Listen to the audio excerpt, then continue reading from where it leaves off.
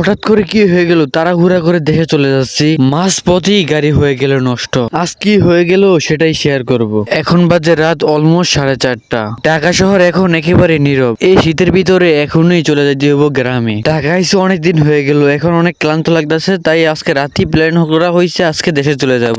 ড্রাইভারও আইসা পড়ছে আর এখনই চলে যেতে হবো আমাদের গ্রামে। অনেক পরিমাণে শীত করতেছে, এখন আর কোনো দিকে না তাকায় শুধু গাড়ির ভিতরে বসে পড়তে হবে। আর অনেক পরিমাণে ভয় লাগতেছে, কারণ মাওয়া রোড দিয়ে এখন আমাদের দেশে চলে যেতে হবে। বিসমিল্লাহ বলে গাড়িতে উঠে পড়লাম, আর উনিও বিসমিল্লাহ বলে গাড়িটা ছেড়ে দিল। যে রাস্তায় ঘন্টার পর ঘন্টা বসে থাকতে হয়, সেই রাস্তা এখন ফাঁকা, শুধু আমরাই এই রাস্তায় একা। তাই অনেক পরিমাণে ভয় লাগতেছে, কারণ মাওয়া রোডের কথা সবাই জানাতে হবে না, সবাই অলরেডি জানে মাওয়া রোডের অবস্থা কি। হানি ফ্লাইওভারের উপরে আইসা পড়ছি, কিন্তু এখনো যাত্রীবাহী একটি গাড়িও দেখা যায় না, শুধু পিক আপ আর বড় বড় ট্রাক দেখা যায়। আল্লাহ না করো এখন যদি আমাদের সামনে কোনো ডাকাত পড়ে যায়, আমাদের অবস্থা কি হবে অলরেডি বুঝেই গেছেন। সেই কথা চিন্তা না করে মনে মনে সাহস নিয়ে রাত্রেবেলা রওনা করে দিলাম, কারণ দিন হবারে যাইলে আমাদের আর যাওয়া হবে না। কারণ ঢাকা শহর জ্যামের যে অবস্থা, 1 কিলো যাইতে 1 ঘন্টা সময় লাগে। তাই সবকিছু জেনে শুনে রিস্ক নিয়ে রাত্রেবেলা রওনা করে দিলাম। আল্লাহ যা করে ভালোর জন্যই করে, খারাপের জন্য করে না, সবকিছু ভালোর জন্যই করে। এখন আবার গাড়িতে গ্যাস নিতে হবে। যাই হোক, সিরিয়াল নাই, অল্প কিছু গাড়ি আছে, গাড়িগুলা দেওয়া হলে ইনশাল্লাহ আমরা সিরিয়ালটা পেয়ে যাব। এখন সোজা চলে যাব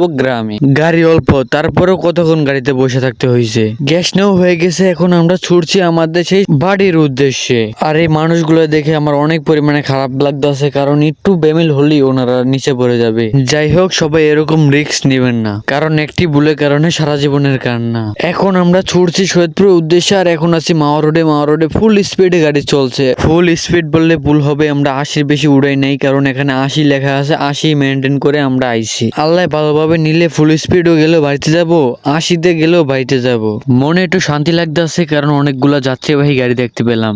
ভুল হয়েছে নাকি অবশ্যই কমেন্ট করে জানাবেন, এবং ভুল হইলেও অবশ্যই ক্ষমা দিয়ে দেখবেন। আসলে সামনে কি মাওয়া রোড নাকি তাও আমি ঠিক মতো বলতে পারতাছি না। আসলে টোল দেওয়ার আগে কি মাওয়া রোড থাকে নাকি টোল দেওয়ার পরে মাওয়া রোড হয়, অবশ্যই কমেন্ট করে জানাবেন। আর আমরা এখানে আইসে একটু আলো দেখতে পেলাম, মনে একটু শান্তি লাগলো, কারণ একেবারে অন্ধকার ছিল, এখন একটু আলো হয়েছে। দেখি আজকে সূর্য মামাকে আমরা গাড়িতে বসে দেখতে পারবো ইনশাআল্লাহ। একবার ভাবছিলাম আমরা সকাল 8টা বাজে রওনা করে দিব, কারণ ঢাকা শহরে যে অবস্থায় রাত্রে বেলায় যাওয়া ভালো, ঘুম নষ্ট করা গেলেও দেশে গিয়ে ঘুমাতে পারবো। আমার তো মনে হয় এটাই মাওয়া রোড, হয়তো এটাই মাওয়া রোড হবে। সবাই কমেন্ট করে জানাবেন। ভুল টুল হলে সবাই ক্ষমা দৃষ্টিতে দেখবেন।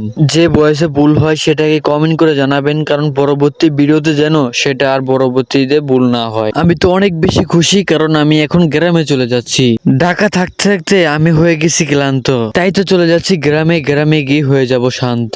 সামনে আছে আমাদের স্বপ্নের পদ্মা সেতু, সেই স্বপ্নে পদ্মা সেতু করেই চলে যাব আমরা আমাদের সেই শরীয়তপুরে এবং সেই গ্রামে। এখন আইসি টোলটা দেব, টোলটা দিয়ে উঠে যাবো আমাদের সেই স্বপ্নের পদ্মা সেতুর উপরে। টোলটাও দেওয়া শেষ, অনেকটাই রাস্তা ফর্সা হয়ে গেছে, অর্থাৎ সকাল হয়ে গেছে। এখন সোজা চলে যাব আমাদের শরীয়তপুরে। এতক্ষণ তো রিল্যাক্সে আইসি, কোনো অসুবিধা হয় নয়, জানি না আমাদের শরীয়তপুরে গেলে কতটা অসুবিধা হবে, কারণ আমাদের শরীয়তপুর রাস্তা একেবারেই খারাপ। এতদিন ঢাকা অনেক বেশি কষ্টে কাটছে, কারণ রাত 3টা বাজে ঘুমিয়ে সকাল 6টা বাজে ঘুম থেকে উঠতে হয়েছে, আবার আজকে আবার রাত 4টা বাজে ঘুম থেকে উঠতে হয়েছে। এখন আমার অনেক বেশি ঘুম আসতেছে, কিন্তু ঘুম আসলে আপনাদের মাঝে ভিডিও করা হবে না, এক ঘুমেই চলে যেতে হবে আমাদের বাড়িতে। আজকের বয়সটা একটু খারাপ হইতে পারে, কারণ এই অর্গুমা করে আসছি এবং অর্গুমা করে আপনাদের মাঝে ভিডিওগুলো আপলোড করতেছি, কিন্তু কেউ আমাদেরকে ভালোবাসা দিতে আসে না, সাপোর্টও করতেছে না। আল্লাহর রহমতে সুস্থভাবে আসতে পারছি আমাদের শরীয়তপুরে। এখনো পদ্মা সেতুর উপরে আছে, কিন্তু শরীয়তপুরই আমাদের সেই স্বপ্নের পদ্মা সেতু। অনেক বেশি ভালো লাগতেছে, কারণ নিজের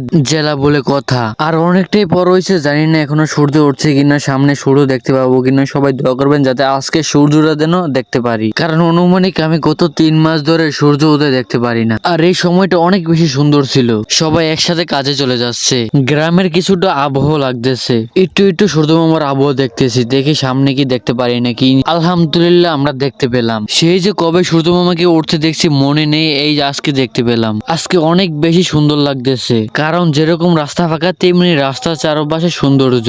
সকাল সকাল ঢাকা থেকে শরীয়তপুরে আসলাম, চারপাশে কুয়াশা ভেজা হাওয়া, নরম আলোতে সূর্য ধীরে ধীরে উদয়, মনে হয় যেন নতুন দিনের শুরুটা প্রকৃতিক হাত ধরে হচ্ছে। রাস্তার দুপাশে সবুজের ছোঁয়া, গ্রামের শান্ত পরিবেশ। দেখতে দেখতে আমরা এসে পড়লাম শরীয়তপুর সদরে। এখন আবার এখান থেকে যাইতে হবে গোসেরহাট বাজারে। গ্রামের শান্ত পরিবেশ আর পাখির ডাক মনটাকে একদম হালকা করে দেয়। ব্যস্ত ঢাকা পেছনে ফেলে এই শান্ত যাত্রা সত্যি মন বরানো। এমন সকাল আর এমন পথ থাকলে ভ্রমণ নিজেই হয়ে যায় একটা সুন্দর গল্প। অনেক বেশি ঘুম আসতেছে, তবু আপনাদের মাঝে ভিডিও করতেছি, কিন্তু ভিডিওতে কেউ লাইকও দেয় না, কমেন্টও করে না। এই কারণে মনটা একেবারে খারাপ হয়ে যায়। আমাদের এই ঢাকা ভ্রমণটা কেমন হয়েছে অবশ্যই কমেন্ট করে জানাবেন। অবশেষে আয়সা বললাম আমাদের গোশেরহাট বাজারে। এখান থেকে আবার রওনা করে দিলাম আমাদের বাড়ির উদ্দেশ্যে। চোখে প্রচুর ঘুম, তবুও ভিডিওগুলো তৈরি করতেছি, কিন্তু ভিডিও সামনে যাওয়ার পরও লাইকও করে না, কমেন্টও করে না। তাই সবাই দোয়া করে আমাদের ছোট্ট পরিবারে যুক্ত হয়ে যান। ইউটিউব চ্যানেলটিকে সাবস্ক্রাইব করে ফেসবুক পেজটিকে ফলো করে আমাদের সাথেই থাকুন। অলরেডি আমাদের গ্রামে আইসা পড়লাম, আর একটু সামনে আমাদের বাড়ি। আমি তো অনেক বেশি খুশি, কারণ অনেক দিন পর আমি আমাদের বাড়িতে যাচ্ছি। এই এক সপ্তাহ যেন এক মাস মনে হচ্ছে। অনেক কষ্টের পর সবাইকে ছেড়ে আইসা পড়লাম নিজ বাড়িতে। আমাদের সেই বাড়িটি পড়ে আছে, এখনো কাজ হইতেছে না। ইনশাল্লাহ আমি আসছি, এখন কাজ হবে। সবাইকে ছেড়ে আমি আইসা পড়লাম আমাদের বাড়িতে। 4 দিন অর্গুমা করার পর আমার চোখের অবস্থা কি দেখেন। জানি না সবাই অর্গুমা করে কিভাবে, আমি একবারে অর্গুমা করতে পারি না। যাই হোক, সব মিলে দিলে আলহামদুলিল্লাহ, কারণ সুন্দরভাবে দেশে আসতে পারছি। আমার তো অনেক বেশি ভয় লাগতেছিল এই রাত্রেবেলা আওয়ার কারণে। ড্রাইভারকে অনেক বেশি ধন্যবাদ, কারণ আমাদের সুন্দরভাবে আনার জন্য। এখন আমার ঘুমাইতে যাইতে হবে। আল্লাহ হাফেজ।